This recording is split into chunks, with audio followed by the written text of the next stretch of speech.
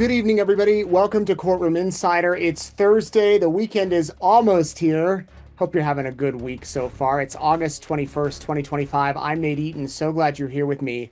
I cannot tell you that over the course of my career, how many scams I've covered and how many scam alerts were given to our newsroom from police, from agencies, from businesses, from online companies. We could have an entire unit dedicated to scams and fraud. And generally, it's older people, but not always. And it's people who are often lonely, people who are vulnerable, and often people who are smart and educated and have it all together. They get roped into these things. I've told this story before that a few years ago, my wife and I were in Vegas. We had tickets to see Ed Sheeran, and he canceled the show at the last minute. And so we had a free night. And so we went down to the strip, and Adele was performing and right at Caesar's Palace. And so we went up to the desk and they said, "We are completely sold out." And I went on my Twitter and I said, "Hey, anybody have extra tickets to Adele?"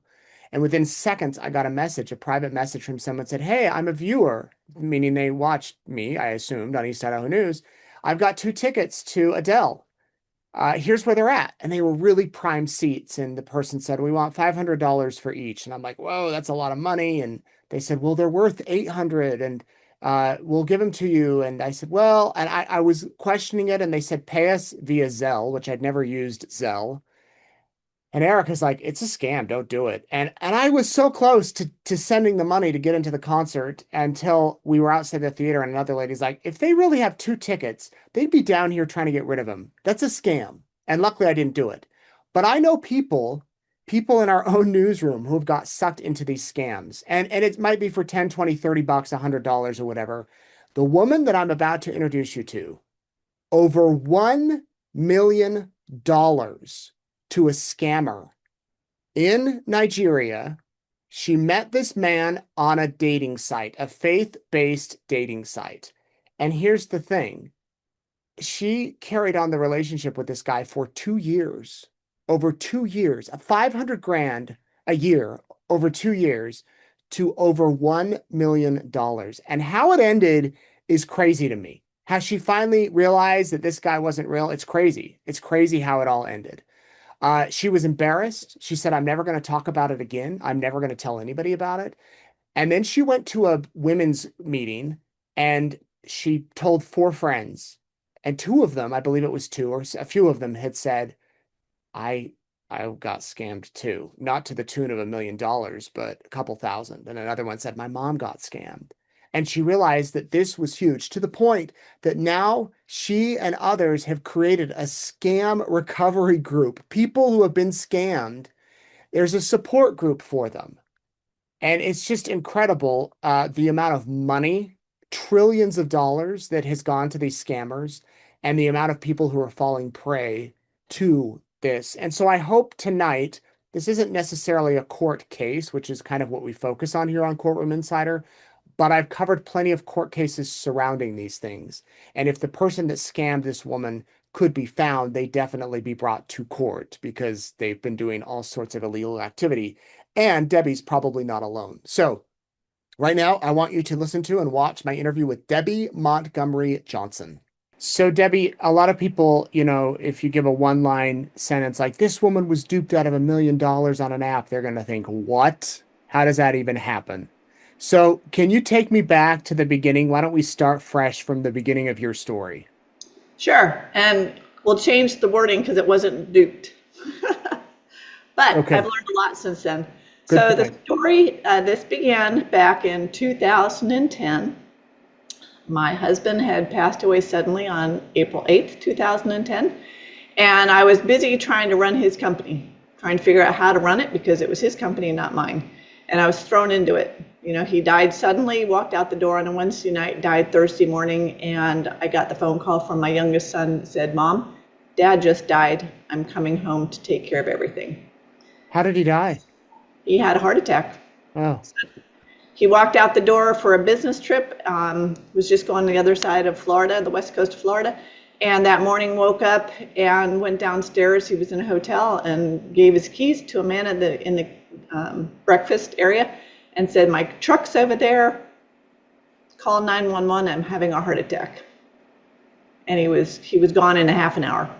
Oh, wow. So when he left Wednesday night, we were former military, so I basically just said, hey, I'll see you in a couple days. And he left and I never saw him again.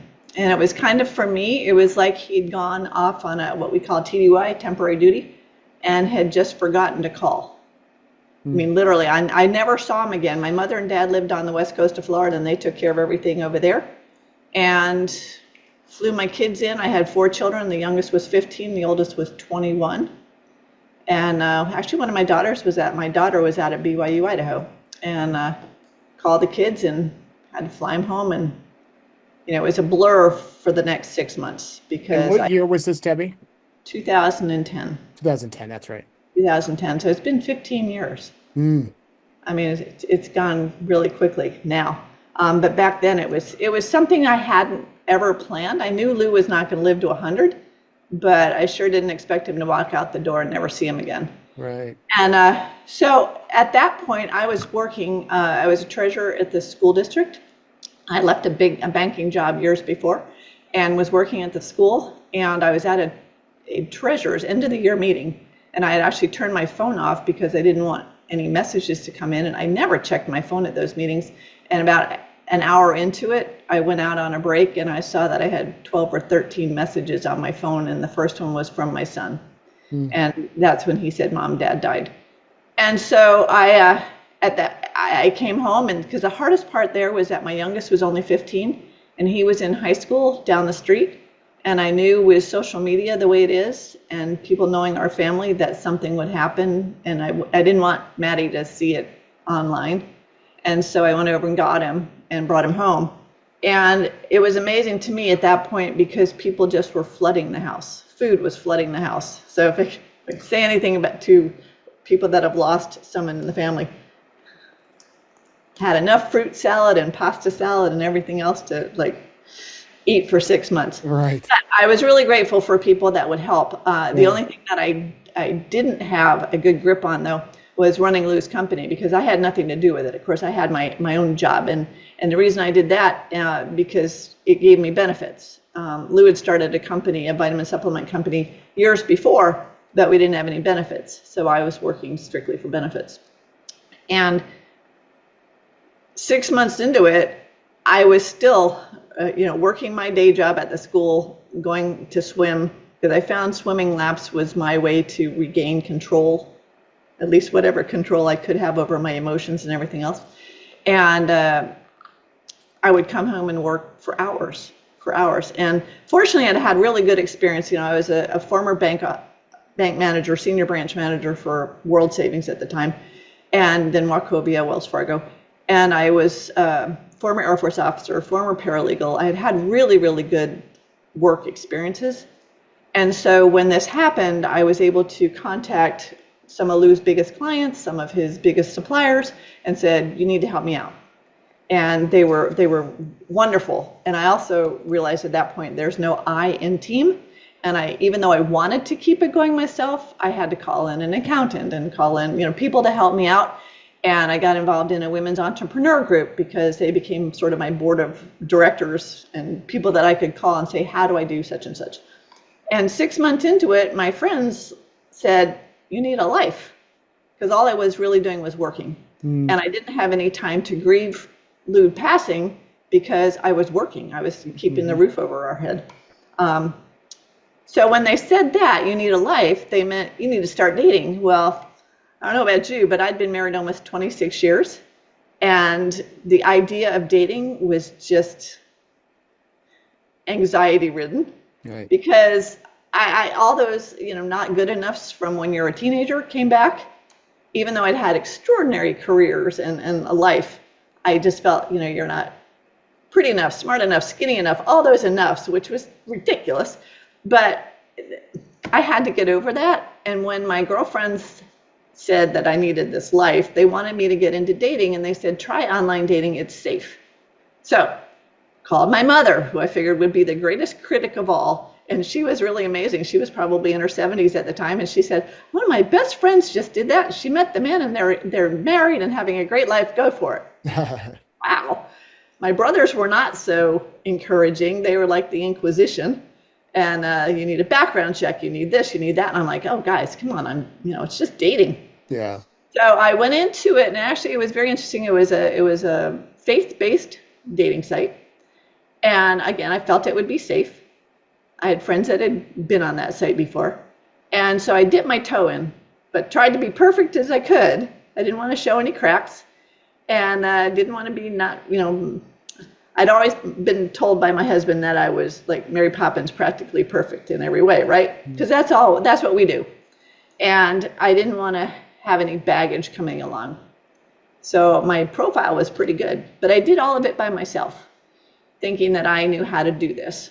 And also thinking that people on faith-based websites would be really good people, Right. and they would have the same thoughts and same ideals and whatever. So a few weeks into it, I don't even know if it was that long, I got a message from a very good-looking gentleman, was a widower from England. And I thought, well, he's an international business guy, looked interesting, wrote very well. And we started a dialogue through the dating site initially.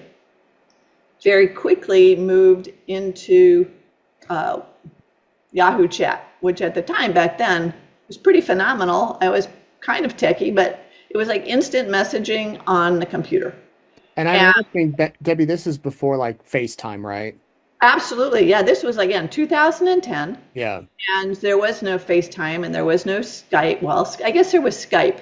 But at the time in the story, he was overseas and didn't have access to it. And Right. I lived in Europe, but I'd never lived over in Malaysia and the Far East, so I couldn't, verify that there was no Skype. Yeah, video chatting wasn't really a thing. There was no video chatting that I knew of, and I wasn't doing FaceTime, I wasn't doing texting, that kind of. Our main conversations were through Yahoo Chat, and it was typing. I type very quickly. I have 4,000 pages of journal after the 2-year event. Mm. And so it was extraordinary. And actually, I found that very safe because I wasn't ready for somebody in person. But it did allow me to it was a really good therapy because I could write down all my feelings, and I could, we discussed business. We discussed a lot of business. We talked about he had lost his wife. How did that happen? He's got a son. There were nights when I would have his son on one Yahoo Chat. I would have him on Yahoo Chat. I'd have his attorney on Yahoo Chat, and I'd have all these conversations going on.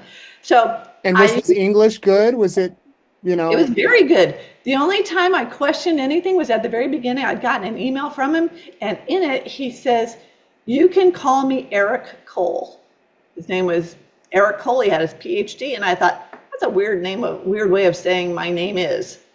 And I called him on it. I said, "What does that mean?" And he said, "Well, it's, I'm from England. It's Franca-lingua, and that's the way I say things." And I thought, well, that's kind of cool, He always had an answer to, or a plausible answer to, my questions. And I did do a lot of questioning. Again, it was over 2 years. And I was like, my Intel training came in, and I was an imagery analyst in the Air Force. And when he would send me pictures of where he was or where he lived, I really analyzed them, and I looked at them, and I said, could this really be a house? And he knew that I loved family, and he talked a lot about his son, and I got to know his sister. These are all characters now, but he showed me pictures of his Christmas tree and things in the holidays, and I talked to his son about his favorite food, and it was really like carrying on dialogue with family members. Mm-hmm. And that's how this really developed, because I have 4 children and I'm very close to my family, and family meant everything to me. Hence why I helped him, because he was beginning to be part of my family. And I figured, well, if I can help him out at the beginning, it gets him out of, let's go back a little bit. He started in Houston and got transferred over to Malaysia. That's the story. And so I was thinking he was out of the country now, and I wanted to get him back as soon as possible. So what did he tell you? That he was there for work and didn't have enough money to get home? Like, how did that first initial request come in, and what period of time from when you began talking to him till he made the ask? The first request was actually rather small, which is typical. And at the time, when I met him, I was not totally thrilled with the quality of men that were on these sites, to put it Right. blankly. They couldn't write, they couldn't. Oh gosh, I was getting pictures, and they were in what I called the wife beater T-shirts, and it just wasn't my kind of guy, because my late husband was just a brilliant fellow. And so the first ask was, Deb, I have a friend who's an engineer, and he's out of the country, and he's having a hard time getting onto the dating site. Would you mind sending a check in to get him qualified to be, a dater? And I'm like, well, sure. It was not a whole lot of money, and I figured, well, the better guys, or the more guys, the better. Like what, $25, $50? It was under 100. I don't remember what it was. And But where did you send the wrote a check to? To the dating site. To the dating site. The dating site. So I figured, well, that was legit, right? Not knowing that that's how they make them legit criminals. Right. But at the time, I thought it was legitimate, and that was, so it was a very small ask. Yeah. Then, when he got sent overseas, some things started to happen, but I had been introduced to his attorney rather quickly, because the plan was to get him out of Malaysia, do his job over there, and come back here to the States. He was going to be paid a significant amount of money, but I also realized that in business, you don't always get paid until the job is completed. So that made sense too, that he had to wait to get the money. But in order to get the money, we needed to set things up here in the States. And so power of attorney was needed. Well, I'm in the United States. They wanted me to have power of attorney. They asked me to help with it. I'm thinking back in my legal days that power of attorney is not difficult, but then I'm thinking, well, I don't know what international power of attorney is. And so I figured, well, I would help. So that first real ask was, can you help us with the power of attorney? Send some money to the lawyer in England. And it was via Western Union, which, as a former banker, I'm thinking, why would we do that? And they said, it's fast. We have people over there. We know we can do it. And so, again, he talked me through it. But then you can't get it back once it's gone. No, you can't get any of that back. Yeah. And at the time, this is before Western Union was sued, because they have a huge settlement against them for not really training their staff and not asking the questions and all that, which now, hindsight's 2020. But at the time, when they do ask you, do you know who this person is? Of course, I said, he's a friend of mine. Of course, right? But the Western Union payment was going to a friend of his. And I did ask him, why are we doing this? It was for his benefit, but going to a friend of his in Malaysia. And he said, I think it was Malaysia. Anyway, and he said, because he lives here and he knows the people there. Well, I don't know now if Western Union was, their franchises, was it owned by guys over there that are part of this criminal enterprise? Right, I don't know that for sure. Very possible. But that has slowed down. So was that within like the first week, or had it been several weeks? No, it was in the first few weeks. First few weeks. Yeah, first and few weeks. Did he just casually bring it up? Probably, because we were talking about, I thought this was around Thanksgiving when it started, and by Christmas he was supposed to be back in the States. So we were getting down to the line. It was like, you got to get out of there. You need to get back here. So that was the first ask, to try to get things greased, basically, to get him back here. Mm-hmm. I figured it was a business deal. We need to get this done. And there was never a time when I thought, obviously I thought he was British. I said, whatever I give to him, I'm getting it back. There was always a plan. There was always a promise. It'll come back, and, interest or whatever will be good. And so I was not ever a desperate woman, and I was very careful. I used to call myself that damn Yankee who didn't give money to anybody. Yeah. I was very careful with my money, but he had my heart. And it came from all that writing, and from getting all of the hurt from, 26 years of marriage, there's a lot of stuff that's happened. And so it allowed me to just let out a lot of the things that had happened over those years, in a good way, so that I could get to know him, he could get to know me. And it was very interesting writing for those 2 years, because I have a great book, but right. No one wants to read it right now except for media. But it was interesting. And so the asks were gentle, but Deb, we need to do this because we can move forward if we do. Mm. And at that point, I just capitulated and said, yes, I'll do it. Except until the very end, that was the first little disagreement we had because I wasn't a contentious person ever, and I didn't want, it was just brand new. And so I figured, well, I could afford to help him. And so let's just do it. So what percentage of your conversations were him asking you for money? Was it just normal talk and then he'd occasionally slip it in, or was it pressuring you? Because I would imagine these people know how to strike a balance so they're not going to turn you off and have you never write them back again. There was never, well, I suppose if I look back on it now, there was pressure, and it was really just the timeline was the pressure point. It was, this has happened, and we have to pay this quickly, or we're going to get A, B, C, D, consequences. So there was always a lot of, we got to get this done fast. And that would prompt me to get into the banks. And see, this is the thing. I had such good training in the banks. I knew my way around the banks. And I knew my way into the managers. And the managers were friends of mine, and they became part of the story. They knew what was going on, and they were all waiting for him to come back. And even my accountant was on board saying, this is happening. Yeah, we can float a little money here and do all that kind of stuff with the hopes that it was all coming back. Most people, if they get a little bit of pushback from a bank, then they would maybe have slowed down or whatever. I only had one bank say, hey, we think something's funky. What do? I go to a different bank. Most people wouldn't do that, but I knew I knew my way around. And even when I went into it, as the amounts got larger, I knew who to go to. I knew my contact, not in the wire department, but one of the customer service people who had done this for me before. I would take in the one I had done before, and I said, it's exactly like this. And we just, there was only one time we had a problem with a Swift code, and it wasn't going through. And I had no instant messaging with them. I was emailing at that point. And I was getting a little frustrated because I could feel the urgency from the other side across the pond. And I'm getting this pushback from the bankers, but they're like, until we get the right number, we can't really do anything.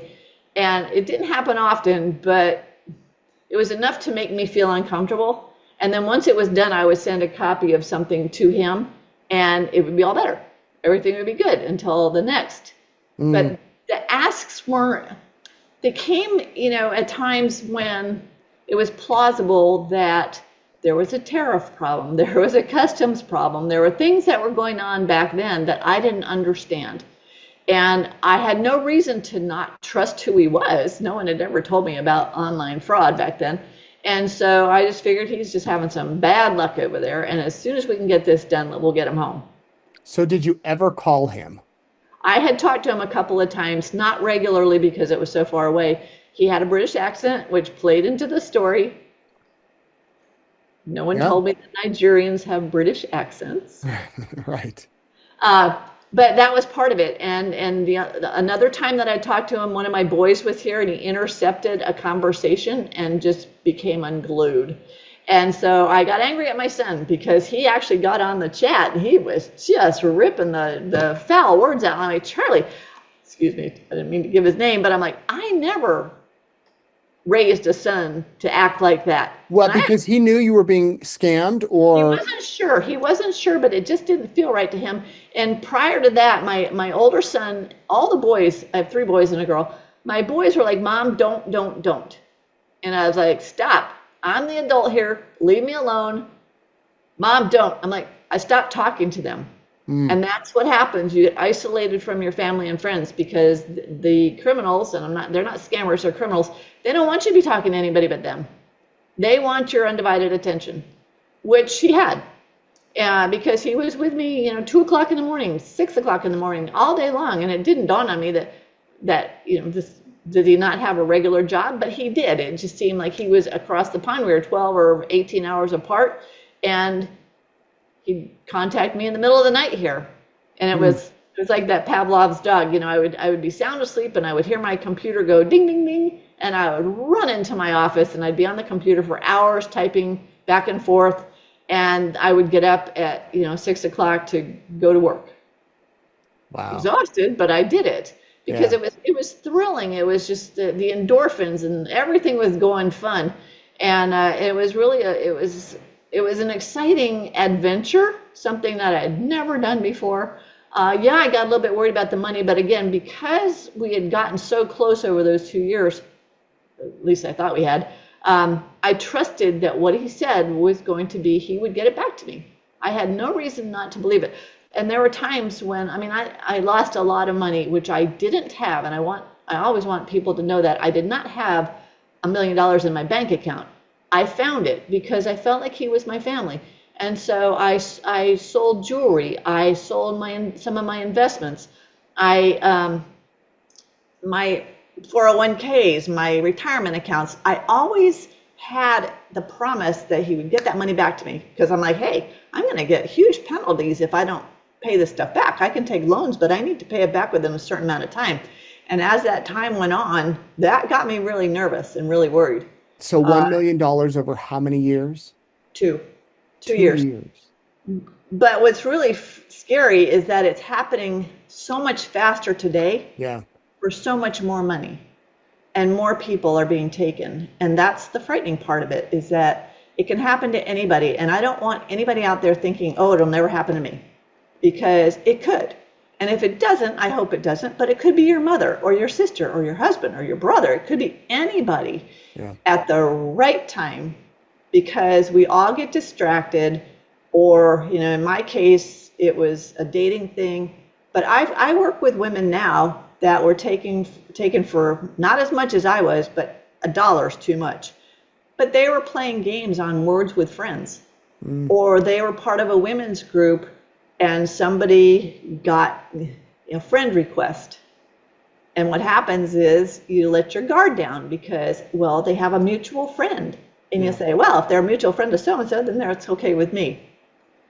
I don't do that anymore. And I'm really concerned because I'll get these friend requests and I might have one or two women that I know, and I will write to them and say, do you know this person? Because I get that spidey sense that there's something wrong here. And if you've never met them, get rid of them. But So you and this boyfriend ever planned to meet in person here in America? oh yeah, within weeks. That's what I'm saying. He was supposed to come to the States. Supposed to I come, but did it then the plans continue? Was it just pushed off, pushed off, pushed Yeah, off? yeah. And Because each time he needed more money to make it happen? well, not to make that happen, but to make something happen. Hmm. And it could have, like I said, it could have been the tariff. It could have, which is funny that we're doing tariffs now. But it was a customs issue, or it was something came up, or it was the money's been shipped and now we have to get the courier. And looking back on it, it just seems unreal. But when you're in the middle of it, you can't see it. And no one could tell me that it was wrong at the time. I don't even think anybody really knew exactly what was going on, because I didn't tell anybody. I was trying to take care of it myself. And I never had the red flags. There were a couple that I call pink flags that 15 years later, I'm looking back going, oh, that was a definite red flag. But I was too invested emotionally at that point. And you also get to a point where you've given so much money that if you stop, you're like, well, I've already lost. I will have lost that much. So we call it chasing the money. It's the next one. The next one's the last one. The next one's the last one. And that's what I thought until the very end. That next one is the last one, and then he'll get here. And I regret losing the money, but I always say too, is my last suit has no pockets. I wasn't going to take the money with me. Would I love it to be in the bank right now? Yes. The only part of that total sum that I really regretted is I got my mother and dad involved. I didn't have any more money. And so I called my dad and I said, hey, would you help me out? And I said, don't tell mom. And he said, Deb, mom and I have been married for 60 something years at the time. He goes, I've never kept anything from your mother. I'm going to have to talk to her. Well, they both agreed because they'd been in on this for 2 years with me. They'd watched this whole thing go on for 2 years. And my dad's like, nobody could lie for 2 years. How much did you ask them for? $100,000. $100,000. And they gave it to me. And that's the only money I regretted And And where was what again? What was that for? What was the purpose for that? Did he tell you? honestly, I don't. I'm sure he told me. I don't really remember it right now, but it was probably to try to get whatever payment across Right. And country every line. single time he's like, "I'll get it for you. I just need it Oh, temporarily, and then we'll pay you back." absolutely. Yeah, there was always that. We'll get it, and there was within a certain amount of time too. We will get it to you. As soon as I get paid, I will get it to you, and we'll be fine. So that was the assurance. But And you sent it over in one lump sum? well, they were all either wires or, I mean, over the time frame. Yeah, they were, except for the first couple of Western Union things, they were all wire transfers. Which And couldn't be traced or tracked or well, they probably could have, but I wasn't looking to do that yeah. until it was over. And then there's a certain timeline and you can't get it back then. I mean, you can claw things back now, and I think with the pig butchering and Bitcoin, all that, there are ways to claw it back quickly, but not a wire that was done years ago. Right. And when I went into the banks when it all fell apart and said, why couldn't you have helped me? At that point, it's like, your problem, you did it. Yeah. And I'm thinking, I worked in banks. I'm like, where's the fraud department? And I've talked to a lot of financial institutions in the last few years because I do work with SCARS, the Society of Citizens Against Relationship Scams. And I've been very fortunate to be able to work with financial institutions and law enforcement in the last few years and come to them and speak to them as a victim of financial fraud. This is not a romance scam, it is financial fraud. And the amount of money being transferred across the sea, across the pond, to these criminals is unbelievable. It's trillions and trillions of dollars. So the financial institutions are very engaged in trying to figure out, how do we stop this? And I'm like, follow the transactions. The transactions tell the stories. If you had looked at my banking history, you would have seen, except for buying a house, I'd never done a wire transfer. And then all of a sudden, 5,000, 10,000, 25,000, no one ever stopped me or slowed me down. And I said, yes, it was my fault, but it takes a village here, right? And if you were really protecting me as a client, somebody should have said, whoa, Deb, we think there's something funny going on here. Suspicious activity report. I don't know what they were going to do. I never used cash. It was all wires. And they're trying to do that today, but it's very difficult because their bottom line is the customer. We got to keep the money in the bank. But I was speaking with a group up in Washington, D.C. a couple of months ago, and one of the ladies there that works for a big bank said to the group, if you look at this from beginning to end, Debbie and her, the victims of this are our clients. The criminals, the scammers, are our clients.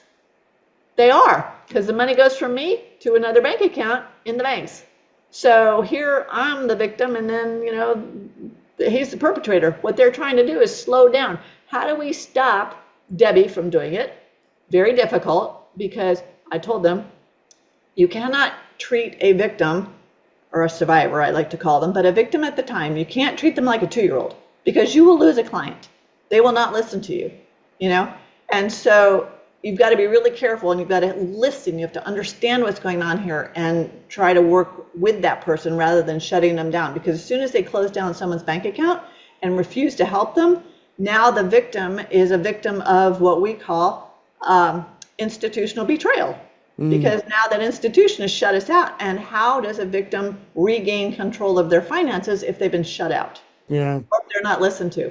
So there's that side. Debbie, The other would you side, have, though, if you went to the bank and they said, we think you should think about this, hold on, go home and think about this. We think you're being scammed. This is fraud. Would you have listened to them, or were you in the frame of mind that you're like, nope, this is my lover, this is my boyfriend? Initially, I probably would have thought that. What we've suggested is that maybe they have a piece of paper that they give to the customer that says, you know what, we as a banking institution feel there is a problem here. And of course, they want to CYA, so they're going to say, if you sign this, we just want you to know that if it is fraud and you continue on with this, it's on you. That might have slowed me down. I'm a rules person. I was in the Air Force for so long. I worked in a bank. Yeah. If I had to sign something saying this is potential fraud, if you go through with it, it's on you. I don't believe, I don't know this for sure, that I would have done it to the extent that I did. Okay, good to know. I might have, and I told him at the end too, because at the end of the story is he actually confessed to me. Yeah, tell me that. So when did you get to the point where you're like, okay, this isn't legit? Like I never how did did. it end? I never did. He came online on Yahoo Chat on September 10th, 2012. And that's a date burned into my heart because I kept thinking September 11th, right? So Yeah. September 10th. And he came online and he's like, how do you feel about forgiveness? That's how our conversation started. And it went on for hours. We had a lot of spiritual conversations over the years. And so I put on my hat and I was telling him all this thing about how I felt about forgiveness, and we got disconnected, which was not unusual because in the story he was over in the Far East. Came back a few hours later and he said, remember what we were talking about? I said, yeah. He goes, let's revisit that. And so for hours we talked about it again. And I finally said, Eric, did I do something wrong? Why I thought I did something wrong, I'm not sure. But I said, why are we talking about forgiveness? And he goes, Deb, there's something I have to tell you. He goes, I have a confession to make. And when I heard that, I'd heard that once in my marriage, and that was a real gut punch. And I'm thinking, well, I'm not sure I want to hear this. He goes, this is going to hurt you, but I have to tell you. And I'm, again, thinking, you don't have to hurt me. I'm a pretty good person. He goes, I have to tell you that this has all been a scam. And I'm seeing this in writing, right? And I'm thinking, something's wrong. Now you're lying. Are you hurt? Are you in the hospital? What's going on here?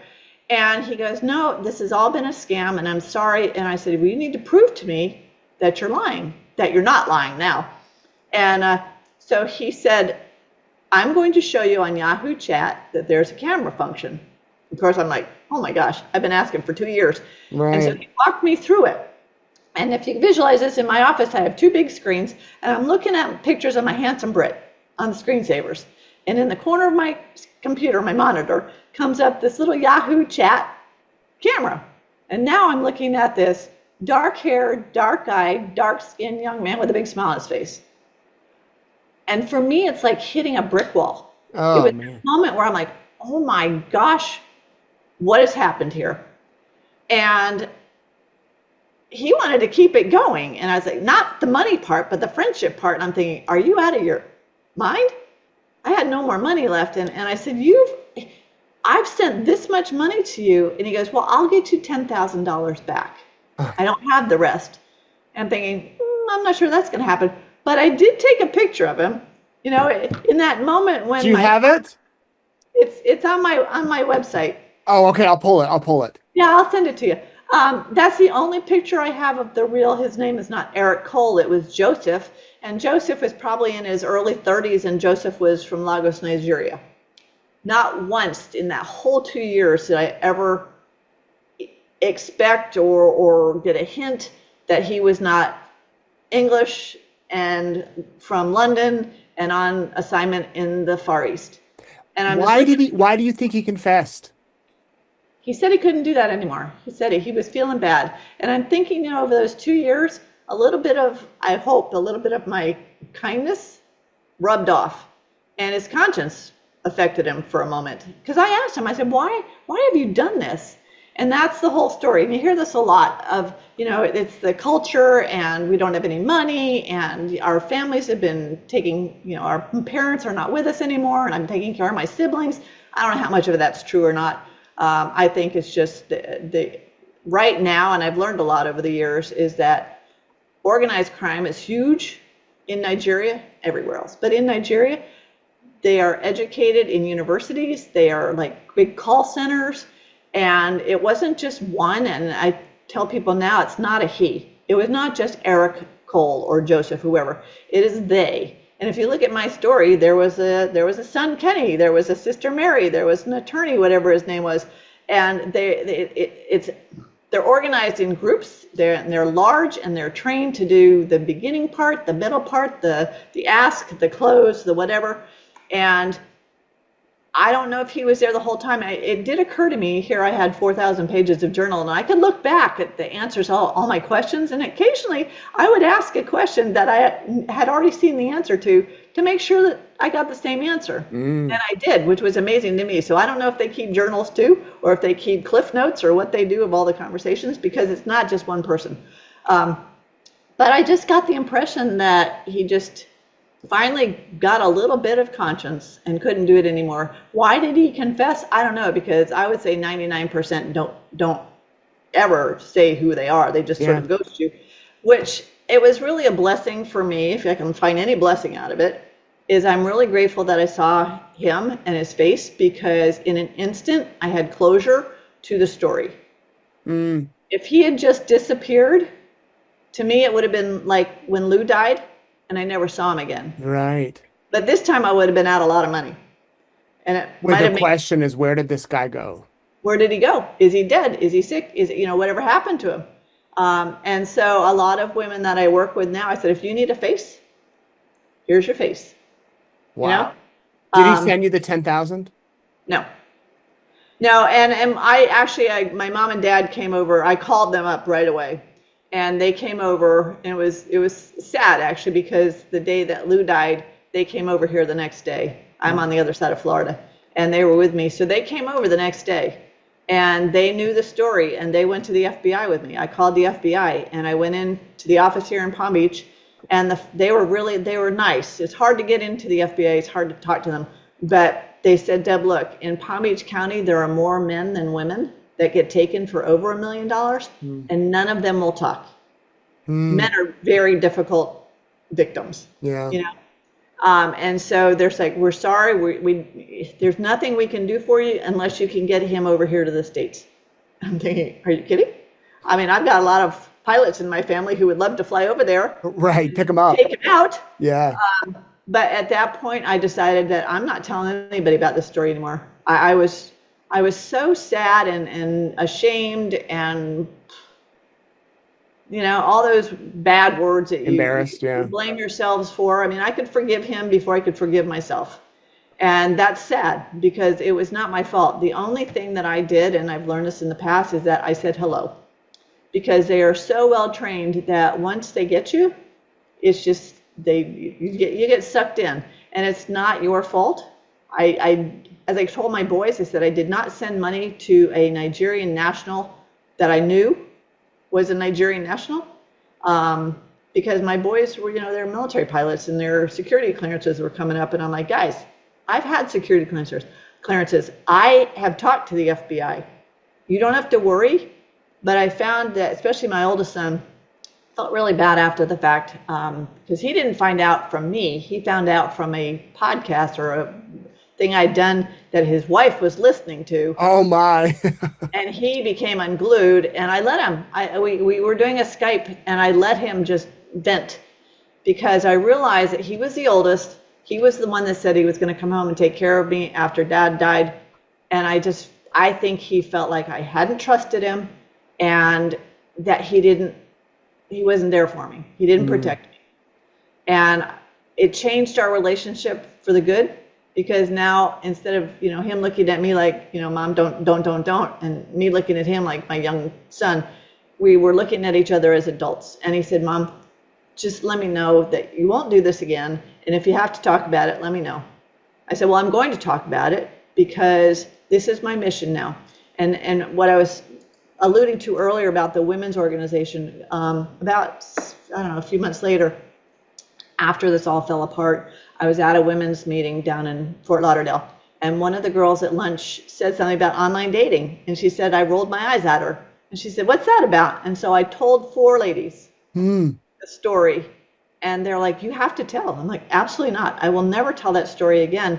And that's when one says, my mother was taken for $80,000 and never said anything. Another one, I was in a Ponzi scheme not once but twice and never told anybody. Wow. And then another one, these are women that are really well financed and educated. And the next one says, I was engaged to a guy and it turns out he had a family somewhere else. I'm like, what is going on with all these brilliant women? And over that weekend, I'd gone down to talk about my company. And after that, they said, you need to come up with something to educate women as to what's going on here. And I came up with, at the very end, I presented to them, I said, I'm going to have a world premiere of the Woman Behind the Smile movie, and I'm inviting all of you to it, and you could have heard a pin drop. Like, when are you doing this? I said, I just made it up. Oh, no, write your book, get it out there. And that was, to open myself up to it was a very vulnerable moment. But when I realized that it wasn't about me anymore, it was about that woman sitting in the front row that was bobbing her head, not the one giving me what I call the stink eye. It's the one bobbing her head thinking she's been through it or she knows someone that's been through it. And victims, 3 out of 100 victims will speak up. They will report it. 97 out of 100 will not. So the scammers are running to the bank with big smiles on their faces because they know people feel like they're going to be judged by others, and that keeps them from saying anything. Mm-hmm. But you'll never recover if you don't get the story out. Right. And so you have your website, you've written the book, mm-hmm. Woman Behind the Smile. Mm-hmm. You mentioned earlier, Debbie, that things have changed since 2010. How are things different now? And what would you say to the women and men who are watching now that are like, well, shoot, how do I protect myself? Just beware and be aware.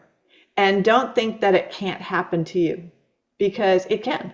And it does. It's happening to millions around the world. And it starts little. It's not somebody looking for dating on a dating site, although that does happen. And it happens quite frequently. It could be on Facebook. It could be on LinkedIn. It could be on, you get a message through the mail, the phishing and the squishing and all the different kinds of things. Today, be careful of the investment frauds, the pig butchering, the cryptocurrency. The women that have been taken the worst lately are the ones that are being trained, educated in investing in crypto.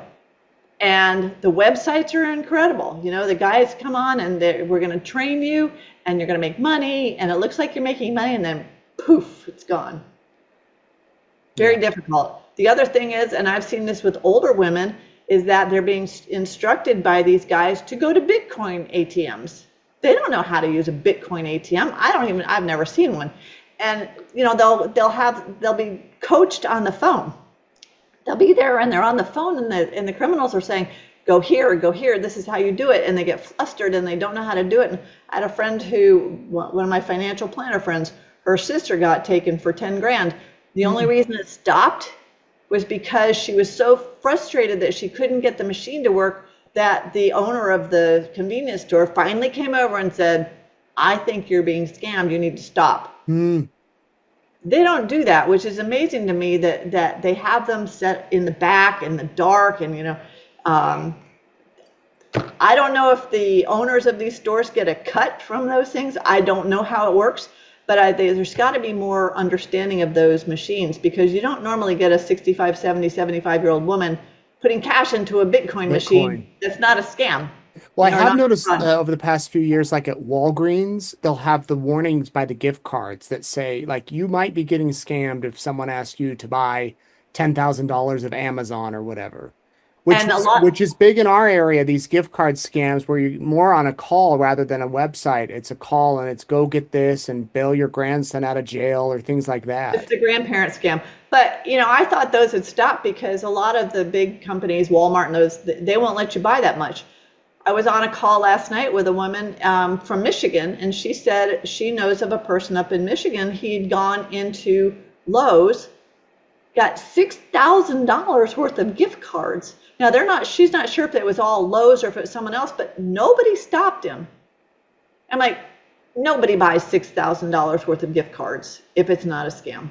And the man felt terrible, again, embarrassed, and he wanted to get it back. But once you give those numbers on the back, it's gone. It's done. I had a woman call me and she goes, Deb, I don't know what to do. My next door neighbor came over and she wants me to help her take a picture of her credit card to send to a friend. I'm like, no, don't do that. Well, by the time she got back to the friend, they realized that you don't need a picture of the card. You just give them the numbers. Right. So they called the credit card company, and because my friend was not on the account, they wouldn't listen to her. It's kind of like, here, protect this woman, put a fraud alert out on her account. But they can't do that. I understand why. It'd be like me getting mad at you and calling up your bank saying, hey, put a hold on Nate's card. Well, These are really, really good things for people to think about. What would you say is the overall all number one suggestion, lesson learned that you could share with us? Well, I hate to say don't trust anybody, but it sure has put my trust limit, pretty high. Um, be careful. If it looks too good to be true, it probably is. What our grandmothers used to tell us, sleep on it before you do something, it's that shiny object syndrome. If it's too shiny, hold off. If it's still there tomorrow or the day after and you really have to have it, okay. Dating, get a dating buddy. Get somebody that's objective, that can look at what's going on here, that can help you with a profile. You never put that you're a widow or that if you're on a dating site, you better be single. If you're not, you shouldn't be there. Right. Just be cautious. Be really, really cautious. And check out if you get an email or something. Be really careful that you check, that you don't just click on links, that you check it. Especially banks. A lot of stuff is coming from banks now, and it looks like Bank of America. It looks like Wells Fargo. Look at the URL at the top. There's some little funky thing there. The address on it is not proper. I get stuff on. It's unbelievable how much stuff is on your text messaging now. Don't answer them. I tell my dad, who's going to be 96, I said, Dad, don't click. Don't answer. Don't answer a phone if it comes up unavailable. Just, we don't have to have a million friends. And if someone's calling you and they want money, no. Yeah. If they Debbie, want your thank you. identification, no. Thank you so much. We will share your website and we will let people know to read your book. And hopefully, by you speaking here today, I believe that other people will hear this and you will have prevented another sort of situation. Well, thanks, Nate. And I do want, the last thing is, like, if someone has been taken in this kind of a fraud, we have a great support system in SCARS, the Society of Citizens Against Relationship Scams. We've actually got a new institute called SCARS Institute. I think it's scarsinstitute.org. And it's a 12-week program for free that shows you what happened and tells you what happened and helps you report it to the police and just helps you to recover, because it's very traumatic. There is PTSD involved in being taken this bad. Not only your heart was ripped out from under you, but your finances are now devastated. And there's a lot to it. And if you're a friend of a victim or family of a victim, please don't blame them. It's not their fault, and no one's blaming them more than themselves. And we need to support each other because it can happen to anybody at any time. Yeah. So thank you for helping out and spreading the word. I really appreciate it. And if you want to learn more about Debbie, you can go to her website, thewomanbehindthesmile.com, and that's where she has information about her book, speeches she has given, along with information about SCARS. She mentioned it there. That stands for the Society of Citizens Against Relationship Scams. You can read all about it there. Such a crazy, sad situation that so many people are getting sucked into these things. But I so appreciate Debbie for being willing to come forward and share this story, as embarrassing as it might be. Hopefully, it is a lesson for all of us. And hopefully, you can share this with maybe your elderly parents or grandparents or people that you know might get caught up in these things. I'm sure if I asked you to email me today, all of you could email me someone that you know or someone that you've heard of who have been scammed. So thank you very much for watching. I want to thank newspapers.com. They are the sponsor of Courtroom Insider. They have all sorts of information about history, about true crime stories in the past, about court cases, and probably a whole lot about scams. If you go on to newspapers.com, you can read up. You can do a 7-day trial for free, dig into as much as you want in 7 days, and then you can also get a membership and spend hours and hours and hours researching all sorts of stuff. Newspapers.com. We thank them for supporting us. And I thank you for watching tonight. Here's where you can keep up with me. I'm on Facebook, Nate Eaton Reporter. I'm on Instagram, Nate News Now. Actually, Instagram is n.eaton. X is Nate News Now. And then if you're watching on YouTube, go ahead and hit that subscribe button for East Idaho News and Meetin' the Eatons, our family channel. We appreciate your support, and I appreciate you watching. We'll be back next week for more Courtroom Insider, working on some exciting projects, and I can't thank you enough for watching tonight. I hope you have a great weekend. See you next time.